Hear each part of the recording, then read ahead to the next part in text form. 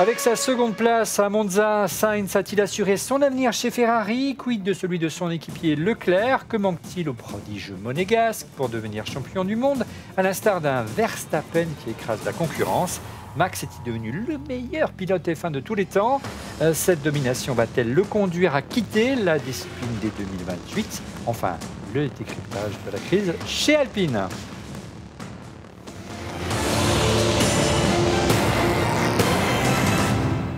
Et bonjour à toutes et à tous, voilà un beau programme, très heureux de vous retrouver pour ce 8e numéro dont refait la F1.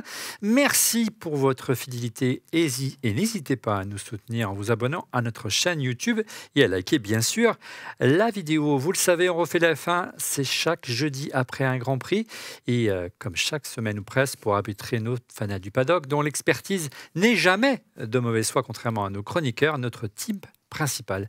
Eric Boulier, Radio Tchèque Eric. Radio Tchèque, bonjour Olivier. Radio Tchèque. Loud and clear. À tes côtés, Eric, notre polémiste de la F1, fan de Lewis Hamilton et de son écurie Mercedes, qui a bien du mal en ce moment, Monsieur Laurent Pantanach. Bonjour tout le monde. Et eux ont retrouvé des couleurs, ils sont un rouge vrombrissant, hein. Je ne sais pas si ça se dit en duplex, les deals du village ici à Paris. Fabrice Marcella, alias Pépone, bonjour. J'applaudis maintenant. Oui. Bonjour à tous. Et à tes côtés, un autre homme d'église de l'église Ferrari, monsieur Alain Ducas, alias Don Camille, Monseigneur, ça va bien?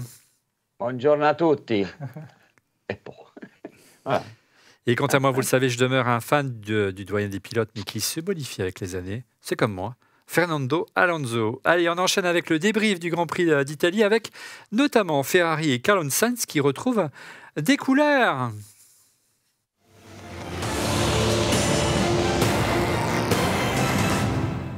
Du côté de Maranello, on souffle un immense ouf de soulagement après ce Grand Prix à domicile. Plus surprenant encore, le regain de forme de Carlos Sainz qui a dominé tout au long du week-end, notamment son équipier Charles Leclerc. Surpris, nos amis tifosi? Alors, surpris, non. Enfin, en tout cas, c'est la meilleure course de Ferrari de l'année. C'est une des courses en plus où on voit une voiture enfin devant les Red Bull, au moins pendant 15 tours. Hein. Je ne suis pas sûr qu'il y ait eu d'autres cas depuis le début de la compète. Et puis, ça a fait quand même le show en fin de course, avec des pilotes qui se battaient pour la troisième place. Donc, moi, je trouve que c'est un très, très beau Grand Prix. Bien sûr, on espère mieux. On espère surtout une première place. Il va falloir qu'on soit un petit peu patient encore, je pense. Ouais, donc, Camille, les cierges que tu as brûlés au fil des Grands Prix ont porté leurs fruits. Une super défense face à Verstappen, notamment de Sainz et Leclerc. Moi, ça m'a vraiment surpris ce regain de forme de Carlos Sainz, Alain. Oui, on dirait qu'il est, par rapport à Charles, où là c'est un peu on en parlera tout à l'heure, mais une petite déception quand même. Carlos a l'air serein, efficace. Peut-être parce qu'il y a d'autres discussions derrière qui vont dans le bon sens pour lui, allez savoir. Là, on ne le saura pas tout de suite, mais ouais, il est très bon, alors que Charles fait des bêtises. Laurent... Je ne sais pas si vous savez, mais c'est grâce à Sainz que les tribunes ont été pleines. Ils ont eu beaucoup de mal à vendre leur billets compte tenu des résultats effectivement de Ferrari. Et puis suite à la pole position de Sainz, ils ont réussi à remplir les tribunes et avoir les 305 000 spectateurs qu'ils ont eu. Donc bravo également à Sainz pour ça. Les amis en plateau, Laurent et Eric, on pensait que Sainz était relégué au rôle de numéro 2. Et moi qu'on puisse dire, c'est que ce n'est pas le cas au vu des consignes. Il n'y a pas eu des consignes d'équipe. On a même eu peur à un moment donné. Après, Sainz est quand même devant depuis le début de la saison, donc au classement. Donc, on peut le reléguer au numéro 2. Tout le monde s'accorde sur le fait que a priori, Leclerc est meilleur pilote. Tu vois, il a un plus beau parcours, il a prouvé plus de choses. Mais depuis le début de la saison, c'est Sainz qui est devant Leclerc au classement. Alors, il a eu plus de chance, il a eu moins de malchance, il a fait moins mais il est devant. Donc, c'est toujours difficile, un numéro 1, numéro 2. Eric, ça relance en tout cas son avenir. Carlos Sainz au sein de la Scuderia, tu penses? Je pense pas. Je pense que dans les plans, en tout cas, effectivement, Charles Leclerc, en tout cas, a un contrat déjà à plus long terme. Et je pense que Sainz, effectivement, comme l'a dit Alain, est un peu plus serein. Donc, effectivement, on a tous entendu les rumeurs de discussion, notamment avec Audi. Alors, peut-être que ça a avancé un peu plus vite que prévu. Tu penses qu'il a déjà signé, ça l'a libéré? Je pense qu'au vu de la carrière de Carlos Sainz, les choix qui ont été faits, sortir de Red Bull, aller chez Renault, chez McLaren, chez Ferrari, ils ont toujours anticipé en tout cas les décisions. On le retrouve là où on ne l'attend pas. Et donc je ne serais pas surpris qu'avec Andrea Seidl chez Audi, c'est un pilote qui est, comme tu l'as dit, il est peut-être pas le plus vite, en tout cas le plus flamboyant, mais en tout cas il est là. Il est le mieux encadré. Il a délivré, si vous vous rappelez, il a délivré chez Toro Rosso à l'époque. Il a quand même été là aussi comme un pilier de base chez McLaren quand ça allait pas. Chez Ferrari, il est là, alors que Charles peut-être se cherche un peu. Donc c'est quelqu'un. Il était chez Toro Rosso, il s'est fait virer. Il était chez Renault, il s'est fait virer. On l'a oublié aussi. Il était chez viré, où il est parti chez McLaren, mais Ricardo a pris sa place. Souviens-toi. C'est pas vraiment viré, il a anticipé, on va dire. Donc c'est cette capacité à anticiper. Il a plutôt cette capacité à anticiper, à rebondir. Et c'est quelqu'un en plus qui parle bien, qui présente bien, qui plaît aux sponsors, et dans le cadre d'un constructeur comme Audi, c'est important. Ouais, et sachant qu'Audi est proche de son papa historiquement aussi. Quand il était chez... pas historiquement, même en ce moment, il fait le Dakar chez Audi. Oui. Ouais. Alors les amis, qu'est-ce que vous pensez des réflexions d'Eric qui sont intéressantes Si l'avenir de Sainz est plutôt du côté d'Audi, quelle est l'alternative à Sainz l'année prochaine du côté de Ferrari? On a vu que la rumeur Hamilton s'est éteinte puisqu'il a signé un contrat de 2 ans avec Mercedes juste avant le Grand Prix de Monza. Comme un pied de nez à Ferrari.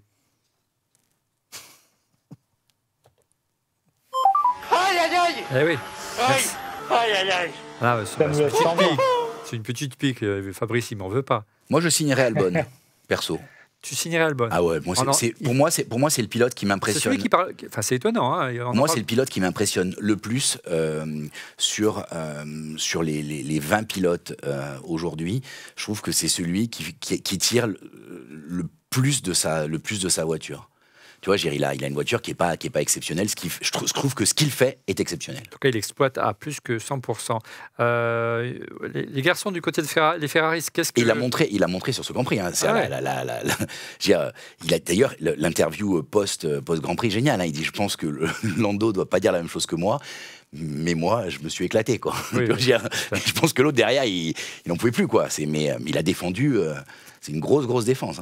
Eric, tu es d'accord? C'est vrai qu'il a été pas mal critiqué lorsqu'il était chez Red Bull. Il a perdu son volant chez Red Bull. Mais tout le monde a perdu son volant chez Red Bull, à part Max. Moi, je serais un peu plus mesuré quand même. Je pense que quand on s'épanouit chez Williams, c'est une chose. Aller chez Ferrari, c'est quand même 3 niveaux au-dessus de pression. C'est pas tout à fait la même approche et on connaît des pilotes qui se sont cassés les dents. Oui, je pense qu'aujourd'hui, Ferrari doit d'abord régler le problème Leclerc avant d'aller chercher un deuxième pilote. Après, je pense que ouvrir la porte chez Ferrari des pilotes, la liste, à part Lewis, il y en a beaucoup qui souhaiteraient être là-bas, quoi. Ouais. Allez, quel successeur éventuel, brièvement du côté des tifosi, vous verriez à côté pour remplacer Sainz? C'est vrai que le marché est il n'y a pas 50 000 possibilités pour Ferrari en ce moment. Oui, alors après moi j'aime bien Lando Norris par exemple. Il a un bon contrat apparemment en béton. Voilà, mais c'est un pilote notamment cette année, je trouve un très très bon pilote. Et je le verrais bien à côté, pour challenger un petit peu notre ami Charles Leclerc. Ce serait un pilote, à mon avis, qui ferait sens pour Ferrari. Écoute, on va avoir une réponse assez rapide puisque le contrat de Leclerc et de Sainz arrive bientôt à son terme. Justement, Leclerc, parle-en. Quel avenir pour Charles Leclerc?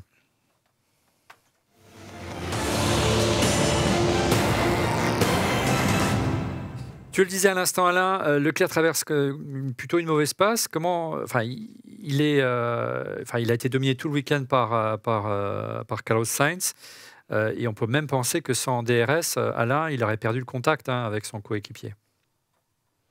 Oui, je vais même plus loin. Laurent a un petit peu parlé de ça, mais le nombre d'erreurs qu'il a pu commettre cette saison commence à être important. C'est moi qui polémiquerai parce que j'adore Charles, donc il n'y a pas de problème là-dessus, mais il faut qu'il trouve un bon sophrologue. Il faut qu'il se calme. Et voilà. Mais j'adore Charles, quoi. Et moi, j'espère qu'il y arrive. C'est clair qu'il doit souffrir de la suprématie de Max, parce que c'est 2 gars qui se côtoient depuis très longtemps. Mais bon, c'est pas tout. Il faut arriver vraiment à gérer ses émotions. Et là, il a de gros problèmes là-dessus.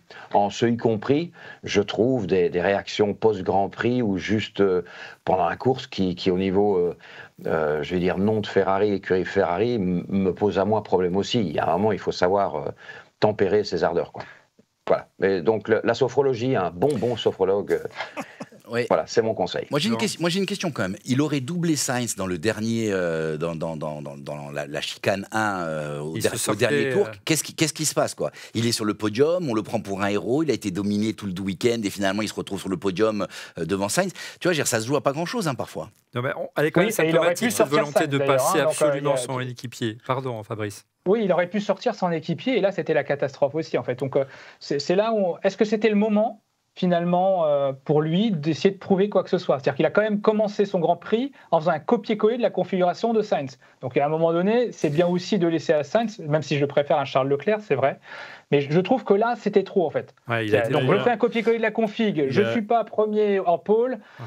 Et à la fin, je risque de tout faire péter parce que j'ai envie d'être juste devant, quoi. Donc voilà, l'ambiance dans les prochains Grands Prix risque d'être un peu tendue. Ouais, ça va se tendre un peu. Et puis, pour reprendre ce que tu disais, Fabrice, il y a une expression dans le paddock qui est quand même from hero to zero. Hein, donc c'est vraiment très très facile de...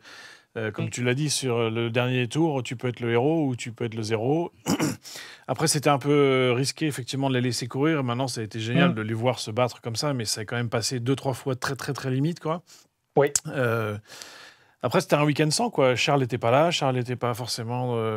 ça marchait pas, comme tu dis. Pour le départ de la course, il est en réglage de Sainz. Et Sainz était peut-être sur un nuage. Donc, le fait que les deux... voilà, bon, bah, écoute, tant mieux pour Sainz. Je pense que Charles, effectivement, a connu un début fantastique chez Ferrari en gagnant des courses et en étant idolâtré. Le revers de la médaille, c'est quand ça se passe moins bien, effectivement, il y a de la frustration, il y a autre, et je pense que dans sa tête aussi, il a dû être courtisé par d'autres équipes, en tout cas, tout le monde le sait. Et il y a un moment, tu te poses des questions, qu'est-ce que je fais? Je reste chez Ferrari, est-ce que je suis entendu, pas entendu? Changement d'état-major, enfin voilà, il y a quand même beaucoup de bouleversements chez Ferrari. À lui de retrouver sa position, sa motivation, et surtout... de rester bien focus, comme on dit. On sentait bien que Ferrari a tout misé sur cette course. Et on peut me dire que tous les moyens ont été mis pour que l'équipe ne soit pas ridicule à Monza. Je suis désolé pour nos ferraristes, mais c'est la vérité. On en a vu les ailerons, les évolutions de la voiture, alors que les autres écuries proposaient quasiment aucune évolution. Donc c'était un Grand Prix important. C'est presque étonnant qu'ils se soient laissés comme ça s'affronter en fin de Grand Prix. Est-ce qu'en prenant le problème à l'envers, ça montre que, justement, Leclerc a un statut spécial au sein de Ferrari et on ne dit pas à Leclerc, on fiche les positions. Non, je pense qu'il n'y a pas de statut entre les deux. Aujourd'hui, ils sont à égalité. En tout cas, c'est une sacrée prise de risque qui a été prise par Fred Vasseur. Non, on s'est régalé, mais voilà. Tu l'as dit, Alain, il commet pas mal de fautes, tout simplement. Il me fait penser un petit peu au début de Verstappen, où il était éblouissant et il commettait quelques erreurs, il surconduisait. Et c'est vrai qu'il a besoin de trouver une certaine tranquillité, une certaine constance qu'a parfaitement su acquérir aujourd'hui Verstappen. Un Verstappen qui a évolué, on va en parler tout à l'heure parce qu'il y a un sujet qui lui est consacré. Est-ce que c'est devenu le meilleur pilote de tous les temps? Mais on voit que la vie de Verstappen a évolué depuis qu'il est en couple. Il est plus tranquille, il est plus cool. Il est un peu moins jet-setter, il est un peu moins sur les réseaux sociaux. Voilà, c'est pas forcément le cas d'un Leclerc qui est très, très, très sollicité. Il a la publicité. Voilà, c'est une icône en Italie. Oui, c'est devenu un influenceur. Ah bah voilà, la pub effectivement que j'ai vue sur les chaînes italiennes également. Mais voilà, c'est devenu un influenceur. Enfin, c'est attention à pas tomber et devenir le Nabila de la Formule 1, quoi. C'est pas possible. C'est à un moment donné, on comprend pas pourquoi il se concentre pas sur les courses. C'est ça qu'on lui demande. On s'en fout de le voir sur Twitter ou en train de se prendre en selfie avec les stars américaines. Enfin, ou composer la musique. Et en vente pas mal d'ailleurs, pas mal de streams. C'est important, ce cocon familial, savoir se recentrer sur sa famille, sur ses amis, être bien entouré. Quand tu étais team principal de McLaren ou de Lotus F1, tu faisais attention à ces points-là. Tu étais obligé de recadrer quand tu avais un Raikkonen, quand tu avais un Grosjean, qui, souviens-toi, dans ces années-là, avait tendance un petit peu à... Bref. Oui, tu recadres, mais après, les contrats sont effectivement, quand c'est la course, tu contrôles, quand c'est privé, tu contrôles pas, mais Il y a un peu de ça, tu penses, pour Leclerc? Je pense qu'il y a un peu de ça, effectivement. Je sais qu'en France aussi, il y a pas mal de publicité avec Charles. Donc, effectivement, il a été ultra sollicité ces derniers mois. Après, il y a un équilibre à trouver. Je sais que sa vie privée a été chamboulée aussi. Donc, il y a peut-être des choses, effectivement, pour lui. Mais à lui de remettre, comme on dit, l'église au milieu du village, hein, pour faire la référence à Ferrari. Ben oui. Et effectivement, de pouvoir aussi se mettre dans une position où il doit lui-même construire sa... tu vois, à l'inverse, comme tu dis, Verstappen, c'est vrai que c'était un petit peu le bazar au début, mais un chien fou étant très jeune aussi, tu vois, et le succès arrive et tout. Maturité. Et alors lui, c'est l'inverse, il a construit des murs et il s'est mis en famille, il a construit son couple, et voilà, il est très serein aujourd'hui. Je pense que c'est ce que Charles doit faire aussi, et ça passe par aussi des vérités par rapport à son équipe, sur ses engagements F1, sur sa carrière, sur ce qu'il veut faire, quoi. Donc s'il y a un moment, il faut que la tête soit bien mise et bien à l'endroit. Allez, Eric, tu dates cette stabilité de Max Verstappen de quand? Parce qu'une fois qu'il a gagné la première fois finalement le championnat du monde, c'est quand même peut-être plus facile, entre guillemets, de se dire c'est bon, j'ai réussi à le faire, quoi. Donc, ça a contribué en ça tout date cas. d'avant, d'accord. Okay, déjà, Max, il y a le Max public, il y a le Max pilote de course, et il y a le Max privé. J'ai la chance de le connaître en privé. J'étais là d'ailleurs, sa première victoire à Barcelone, et on avait festoyer ensemble. Mais c'est quelqu'un qui est très mature en fait pour son âge, et en fait c'est lui très tôt en fait, et avant d'être champion du monde, bien avant en fait, dès sa première année chez Red Bull, il a commencé à décliner autour de lui et mettre son entourage au pas, et même son père quelque part et tout. Donc il a vraiment pris sa vie en main lui-même. Allez, on continue sur Ferrari et la perspective de l'année prochaine et du toute nouvelle F1.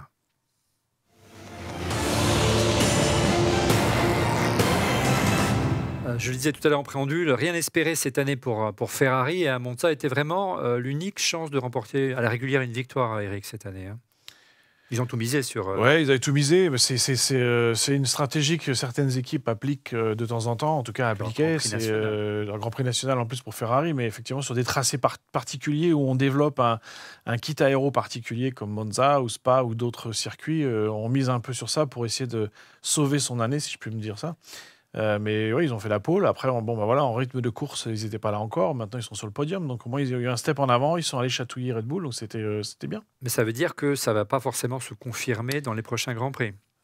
On verra. Parce que on verra. Je sais qu'ils ont le Grand Prix de Monza est très typé. Vous l'avez bien compris. Oui, très typé. Oui, mais bon, après, je crois qu'ils disent tous on a compris des choses sur la voiture. À Singapour, ce sera mieux. Enfin, bon, c'est toujours la promesse du Grand Prix d'après. Mais on verra. Voilà. Laurent. Sur le plus long terme, on sait que Ferrari a annoncé qu'il allait totalement changer de philosophie de voiture l'année prochaine. Mais bon, ils changent. Ils sont vraiment dans l'impasse cette année. Tous, ils changent de philosophie de voiture. Ils lancent tous la photocopieuse de la Red Bull. Hein. C'est ça la prochaine Ferrari. Depuis Monaco, où on a le... Non, mais depuis Monaco, où on a vraiment la photo du fond plat, là, ça y est, il n'y a plus rien. Tu vois, à l'extérieur, il l'avait.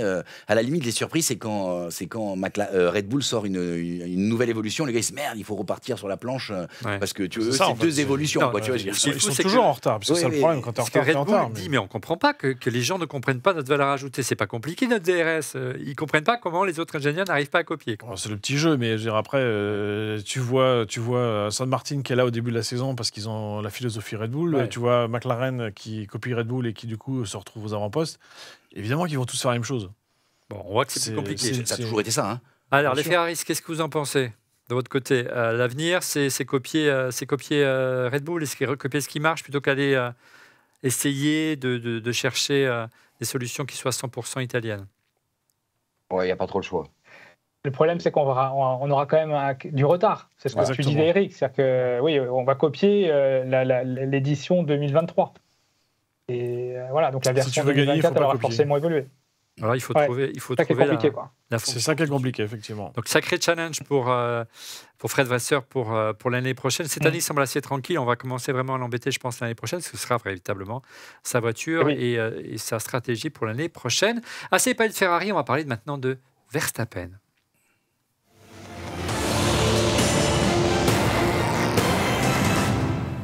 Verstappen semble vraiment en état de grâce en ce début de saison, même plus qu'en début de saison. Hein. On peut se poser même la question, c'est ce qu'il n'est pas devenu le meilleur pilote de tous les temps. 10 victoires d'affilée en F1, c'est historique. Une de plus que l'année magique de Vettel, qui était déjà éblouissant. On met en avant qu'il dispose, et on est les premiers, Laurent et moi, à critiquer le fait qu'il dispose d'une voiture exceptionnelle, mais il faut bien reconnaître que son pilotage est tout autant, Laurent. Moi, je le trouve très, très, très impressionnant. Et on parlait, tu le disais tout à l'heure, c'est vrai qu'il avait un peu ce côté chien fou. Même l'exemple, c'est pour moi, c'est Monza où il monte sur le toit d'Hamilton. Ça arrive plus, quoi. Il aurait pu faire très mal. Hein, oui, tout à fait. Mais je reviens pas là-dessus. Ce que je veux dire, tu vois, pour moi, c'est les dernières erreurs, c'est les dernières grosses erreurs de Verstappen. Et derrière, maintenant, il est vraiment impressionnant. Il est même serein, quoi. Tu vois, il est tellement en osmose avec la voiture, il est tellement à l'aise. Et je pense que le gars, il est triple champion du monde dans quelques heures. Hein. Il faut remettre les choses. Hein. Sauf terrible accident, il n'y a aucune raison qu'il ne le soit pas. Tu vois. Il peut être champion du monde constructeur à lui seul. C'est fou, hein. Donc, marquer assez de points pour que finalement... C'est terrible pour Pérez. Sans Pérez. On le disait tout à l'heure, Eric, par le passé, il n'hésitait pas à être limite, pour imposer sa loi, très dur, voire viril depuis son premier titre. Et il est beaucoup plus patient, on l'a vu à Monza. Il a attendu le 15e tour et il n'a pas tout misé au premier virage. Donc ça, c'est vraiment une évolution. On l'a dit, sa vie personnelle, il doit y jouer. Mais quand on fait le parallèle avec un Hamilton ou le parallèle notamment avec un Schumacher, on savait que Schumacher, par moment, il pouvait péter un plomb. On l'a vu lorsqu'il est revenu chez Ferrari avec son ancien coéquipier Barrichello, où il a serré contre le mur.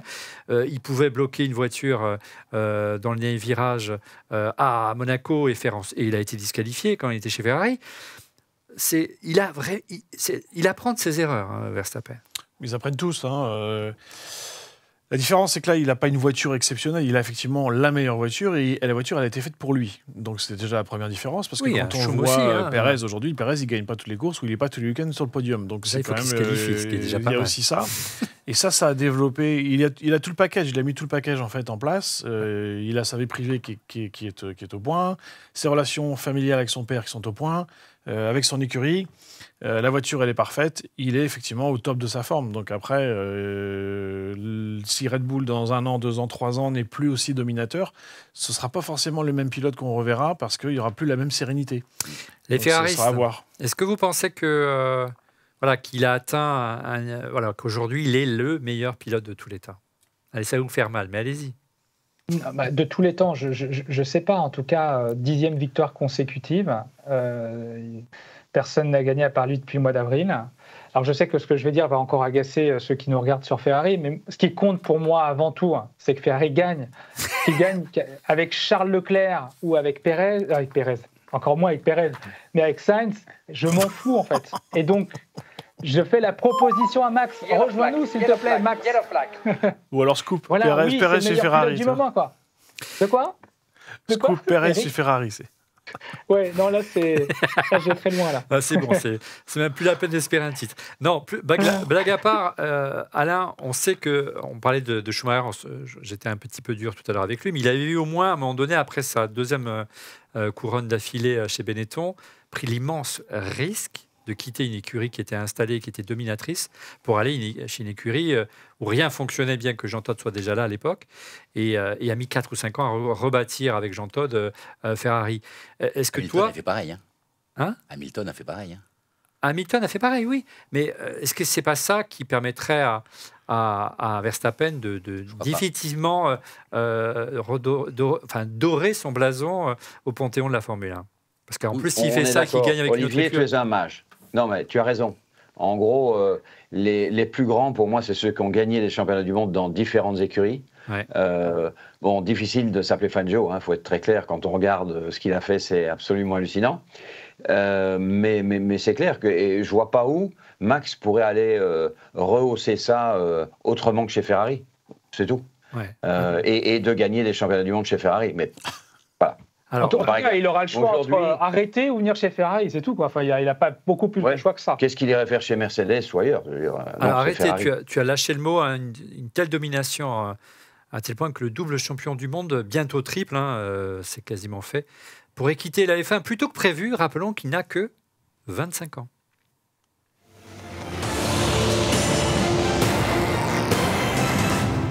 « Verstappen restera-t-il en F1? La question peut paraître stupide, mais à plusieurs reprises, Max a laissé entendre que sa carrière en F1 n'allait pas s'inscrire dans la durée, à l'instar d'un Alonso ou d'un Hamilton.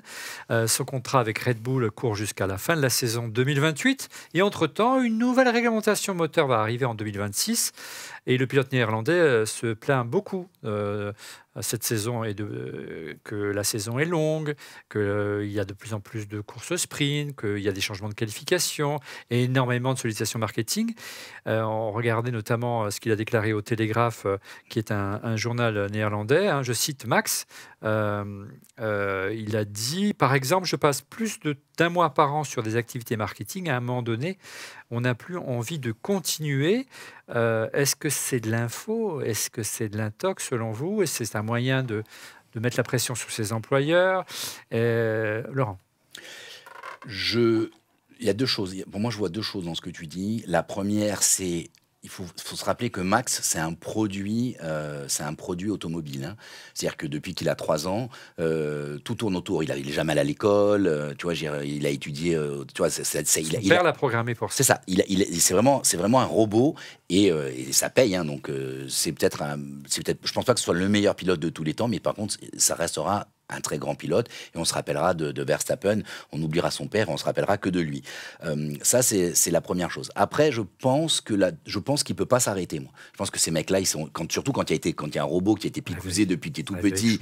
Oui, mais que ce soit Schumacher, je pense que c'est des gars, ils auraient beaucoup de mal à arrêter. Je pense que moi, c'est plutôt de la négociation publique pour, dans les contrats, essayer de négocier. Et tu nous as déjà raconté plein de fois les deals, hein, où tu faisais des demi-après-midi, des heures avec Alonso, où tu négociais un nombre d'heures et tu ne donnais pas le même nombre d'heures pour essayer, parce qu'en fait, quand tu gères une écurie, tu as des sponsors, tu dois obtenir, et tu te rends compte que c'est l'enfer de faire entrer dans le calendrier tout ce qu'on t'a demandé, quoi.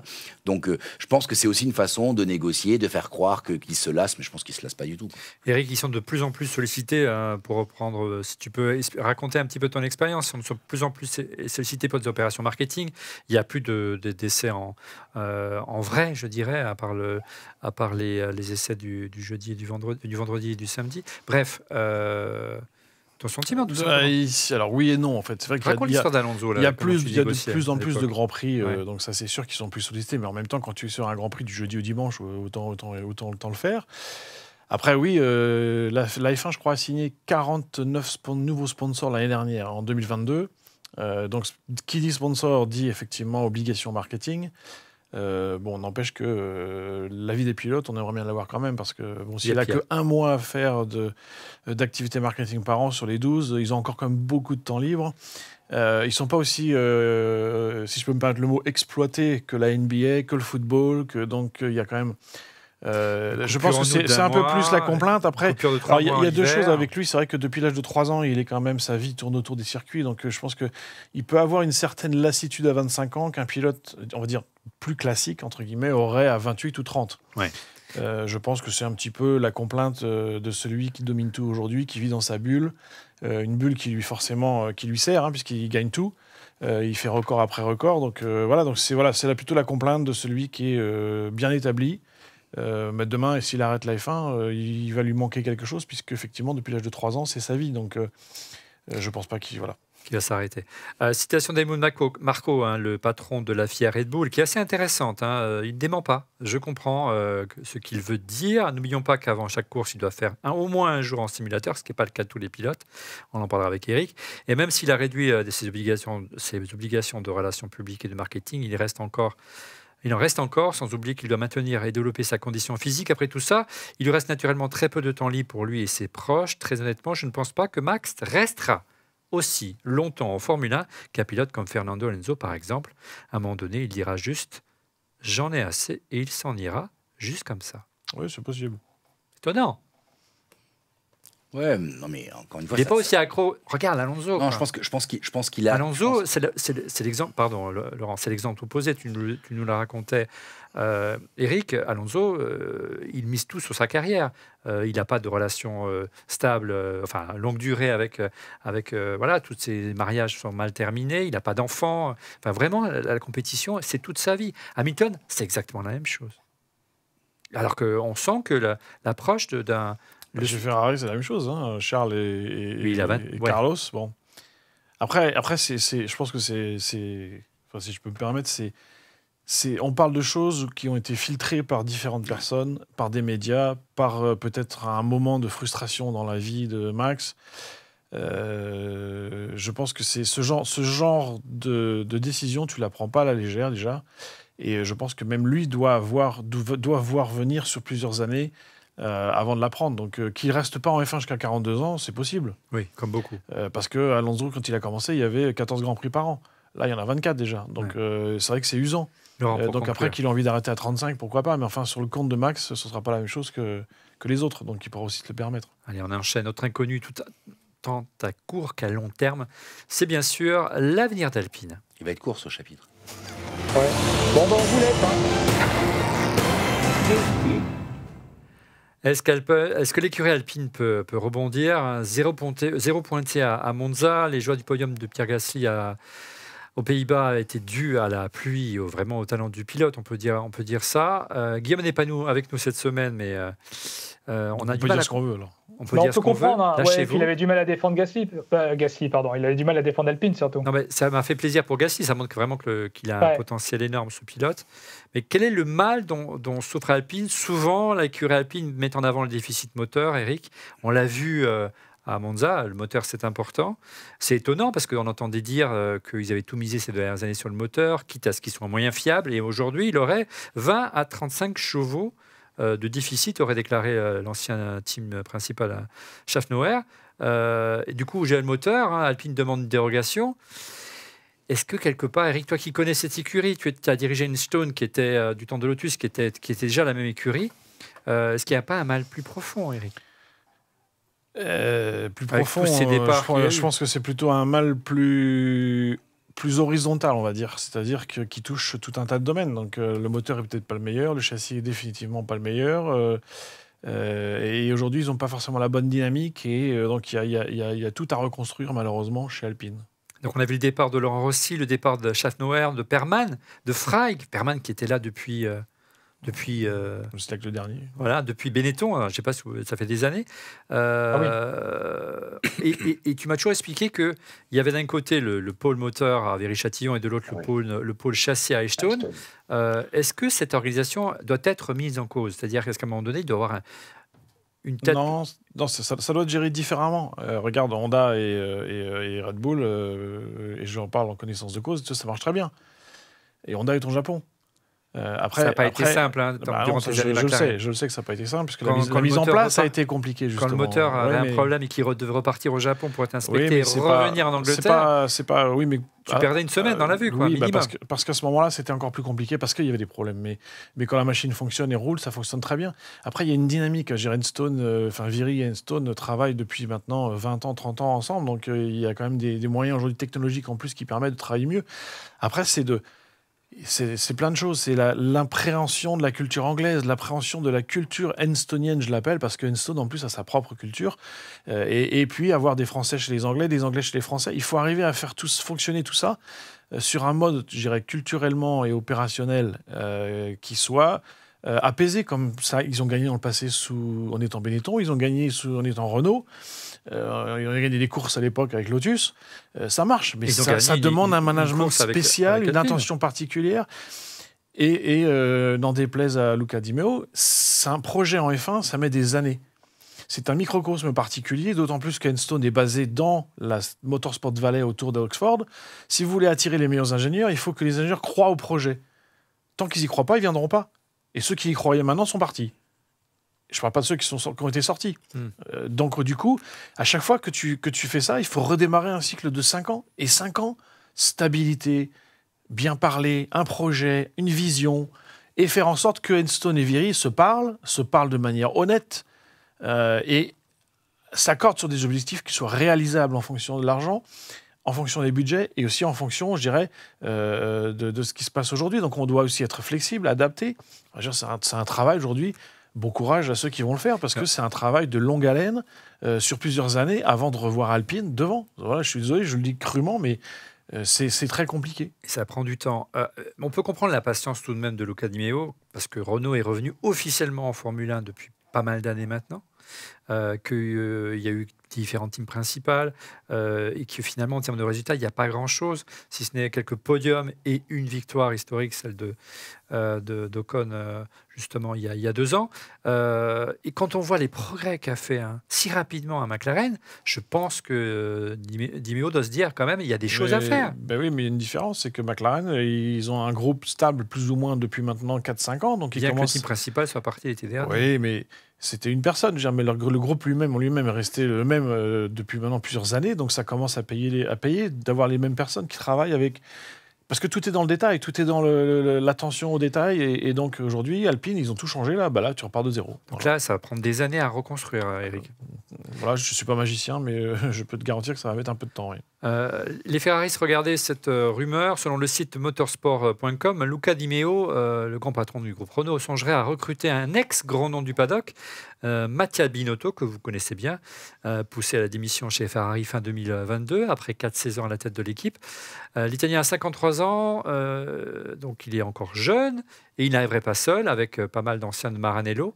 Est-ce que ce ne serait pas l'homme de la situation pour former un tout nouvel organigramme de la marque française, les amis? J'en sais rien, mais une chose est claire, comme dit Eric, ça met du temps, et on oublie parfois, même en tant que ferrariste, le temps qu'il a fallu à Jean Todt pour y arriver. Après, ça a fait une série de championnats du monde, mais il n'y est pas arrivé en 2 ans. Hein. Il a fallu beaucoup plus que ça. Donc, il faut laisser le temps à des gens en qui on a confiance, qui ont le niveau, pour structurer l'équipe et stabiliser l'équipe pour arriver à faire fonctionner le projet. Après, Binotto, il apprend sûrement de ses erreurs aussi. Oui. Donc, quand il arrivera chez Alpine, il arrivera effectivement avec son expérience Ferrari, bonne et mauvaise. J'entends en plus dans ce que tu dis. J'entends dans ce que tu dis qu'il vient en plus avec une équipe. Voilà, y a-t-il d'autres Il a dit non, hein. Il a dit non, c'est ça? Non, il a dit que ça se ferait pas. Mais bon, après, tu sais, ça fait partie de la négo. Hein.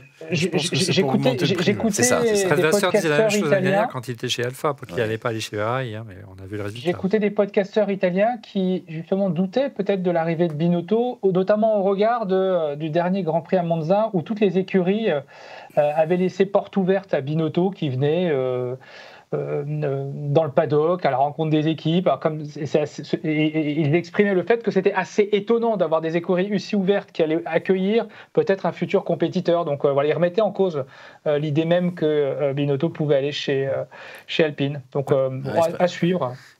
Alpine, Laurent, ton sentiment, surtout qu'il y a eu pas mal de grands acteurs qui sont passés par Renault, Prost notamment.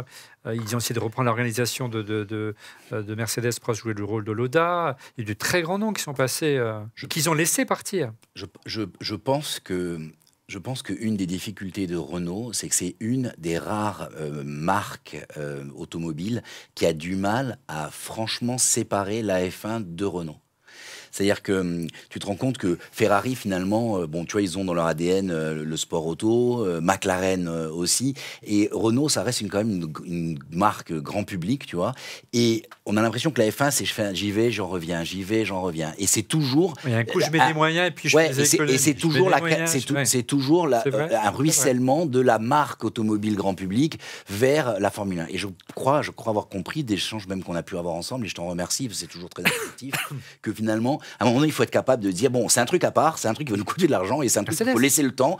Oui, Mercedes. Mais Mercedes en est le meilleur exemple. Eux, ils ont vraiment... C'est un très bon point. Tu prends Ferrari, c'est à part. Chez McLaren, c'est une entité à part. Red Bull, c'est différent, évidemment, mais c'est vrai que Mercedes, Brackley est autonome. Complètement autonome du groupe de Stuttgart. Renault, par contre, Renault a besoin, toutes les semaines, ils viennent, ils vont à Enstone et ils expliquent en français ou en franglais aux Anglais ce qu'il faut faire. Et ça, il ne faut pas faire. Je pense que leur plus gros problème, il est là aujourd'hui. C'est ça à qui il faudrait poser la question. C'est à Fred Vasseur, parce qu'il a quand même démissionné de chez Renault. Il était chez Renault pendant quelques années.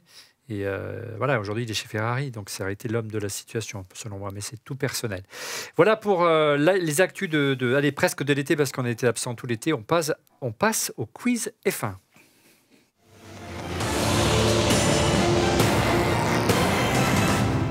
Elles sont là, les questions. Ils sont prêts à tout, mes chroniqueurs, pour essayer de les avoir avant. Je ne veux pas citer des noms, mais ils sont prêts même à me soudoyer, me faire prendre encore du poids. Surtout, je ne veux pas citer de nom, mais il a été élu à vie maire du village Baïséa. Mais de toute façon. 4 questions, vous connaissez le principe. Non, il n'a fait qu'imiter Laurent. 4 questions, une réponse dès la première vous rapporte 4 points. 3 questions vous rapportent 3 points, vas-y, pose des questions. etc. Êtes-vous prêts, messieurs? Allez. Alors, on va lancer le décompte, allons-y.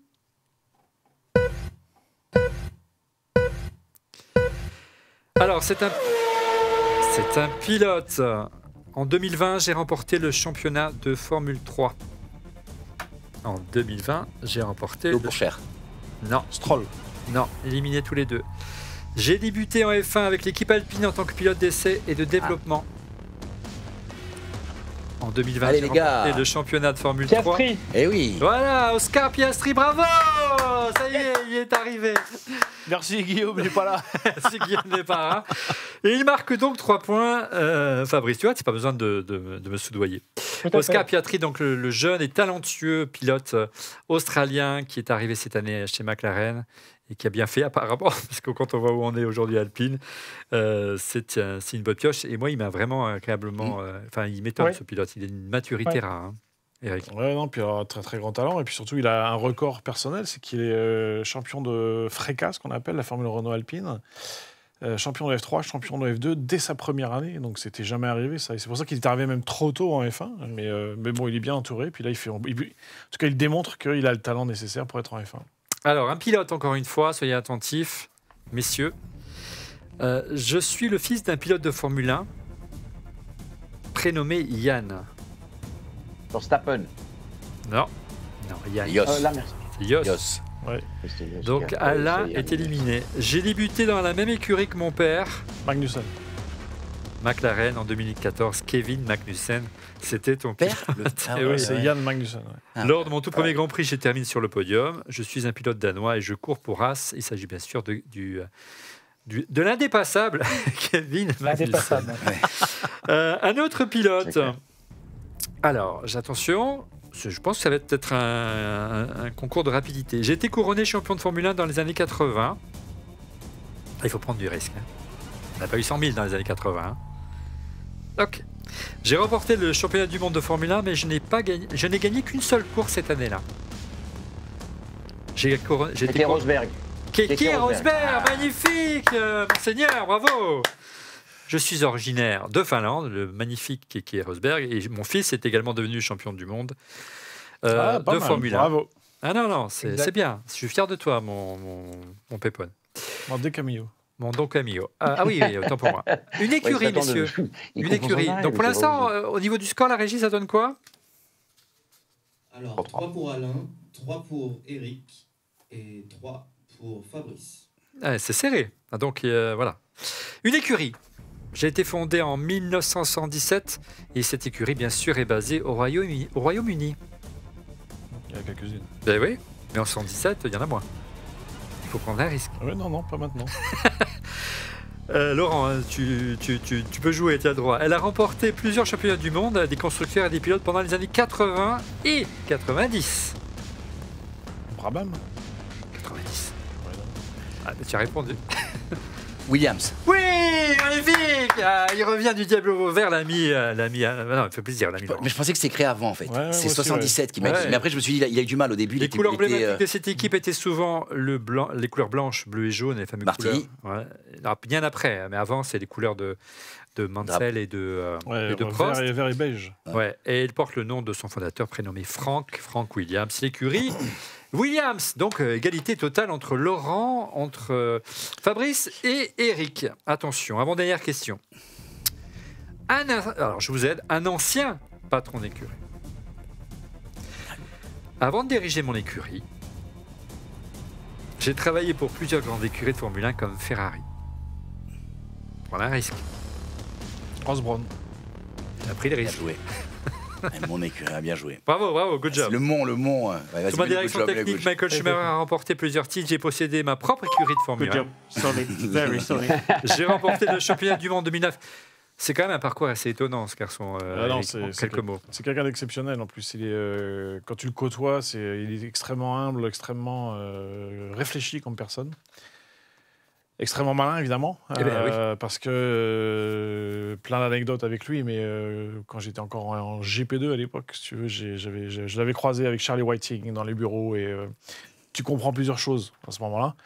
Et bon, ça, je regarderai le reste pour moi. Tu dis trop, pas assez. Non, mais c'est quelqu'un qui était extrêmement malin, qui a influencé énormément la F1. On a vu que l'affaire Brown, si je peux l'appeler comme ça, où il a réussi à convaincre l'FIA au dernier moment de changer la réglementation, en tout cas dans le sens où lui voulait, avec les fameux double fond plat. Double diffuseur, ouais.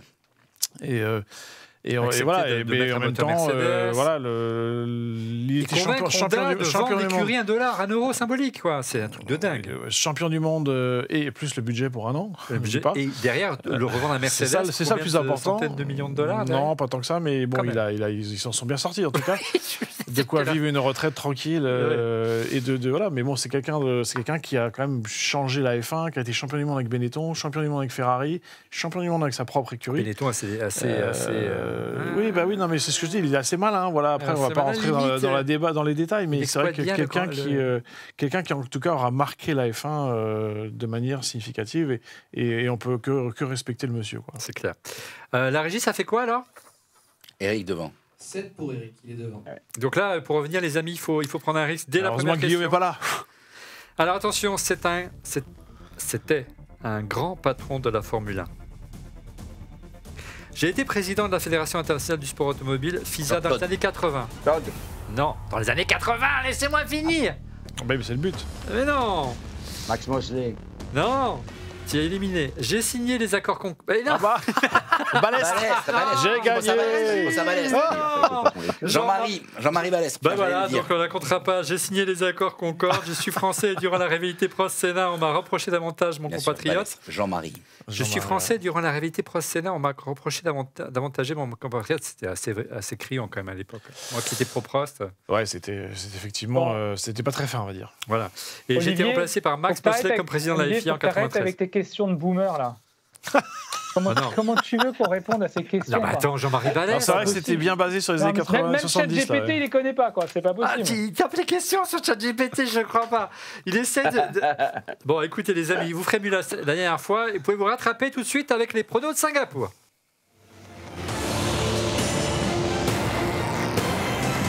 Les amis, quels sont vos pronos du Grand Prix de Singapour? On commence avec Laurent.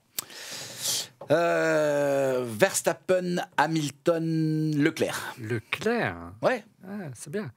Hamilton de second. Ouais. Je me dis, ça tourne, il y a beaucoup de tournants, il n'y a pas besoin de vitesse. Il y a beaucoup de murs pour Leclerc. Hein. Oui, mais c'est Latifi qui prend les murs, c'est pas Leclerc. Ouais. Eric, ton prono? On va dire Verstappen, Perez et Leclerc. Verstappen, Perez, Leclerc. Du côté des tifosi, Fabrice. Verstappen, Leclerc, Perez. Non, arrête avec Leclerc. Et moi, je suis avec le boss. Verstappen, Perez, Leclerc. Voilà. Bon, moi, j'ai Alonso. Donc, je ne vais pas le mettre premier parce que Verstappen... Non, ce qui est quand même impressionnant, on ne l'a pas dit tout à l'heure, c'est que Verstappen, non seulement il domine outrageusement, il est bourré de talent, mais tout lui réussit en ce moment. C'est-à-dire qu'il n'y a pas un arrêt au stand. D'un microseconde en retard. Au Canada, il se sort au Canada, il prend le rail, il lui arrive rien. Tu vois, c'est le mec. C'est la spirale du succès. C'est ça. Tous les problèmes, c'est son coéquipier qui lui tombe dessus, problème technique, problème moteur, etc. C'est hallucinant. Donc Verstappen premier, est-ce qu'il peut pas, selon moi, il peut plus perdre. Il va perdre. Touche du bois pour lui. Le deuxième, Fernando, quand même, Alonso. Et le troisième, faire plaisir à Laurent, mais je pense que c'est un Grand Prix qui lui va bien. Lewis Hamilton.